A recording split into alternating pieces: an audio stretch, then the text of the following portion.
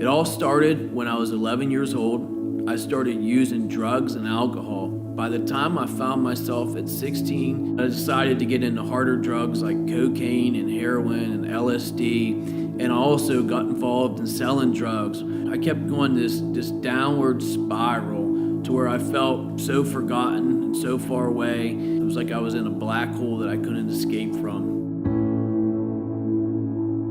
I was headed back from a drug deal one night. I was with a young lady who, while we were dating, became pregnant. And she was using drugs while she was pregnant. And I remember seeing the police sirens behind the car, and I remember thinking, what was going to happen? Was I going to go to prison? At the same time, I was so thankful that the life that I was living was finally coming to a close. Next thing I know, while I was incarcerated, somebody came up to me and they told me about the love of Jesus. They gave me a Bible verse, Matthew 7:7, and invited me to a church service where I would first hear the gospel message for the first time in my life. And I remember going back to my jail cell, and I remember saying just a simple prayer, just begin to ask God to forgive me for all just the terrible things that I've done with my life and all the people that I've hurt and just the disaster that I led in the lifestyle that I was living.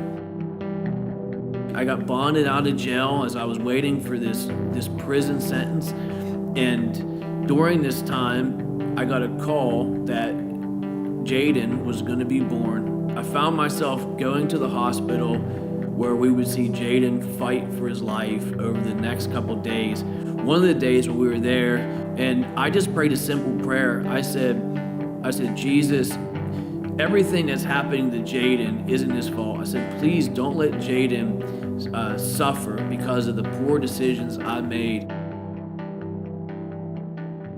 His eyes open up as soon as we said amen. Next thing you know, the machines started to go on and off, and God miraculously healed Jaden. Over the next couple weeks, the doctors would confirm. They said, this is a medical miracle. They said, your son was going to die. He said, I don't know what you've got a hold of, but whatever it is, never lose it because it saved your son's life. 2 months later, I was going to my sentencing, and it was like God showed up during that moment. The judge said, I have a son that has a son. And Jaden was in that courtroom with my mother during that time, and he said, I'm not only going to give you a break, but I'm not going to send you to jail at all. I'm going to give you 16 months of probation, and I'm going to give you a second chance at life. Now I had the opportunity not just to experience, being a father, but to just see God's call and purpose on my life fulfilled. I then met Brian Bolt from CityReach, who poured into my life and really helped me to grow as a leader and a follower of Jesus. Through this, not only did God change my life, but many new lives were impacted through the many new churches that we planted together.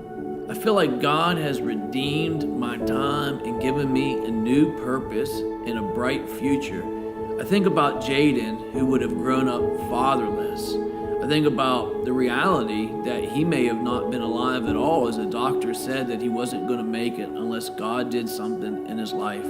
I think about being a single father and what that was like, and without Melissa in my life, and how God has redeemed and restored that area. And I also think about the many different lives that are going to be changed, and hope and new life be brought to them through the power of Jesus Christ.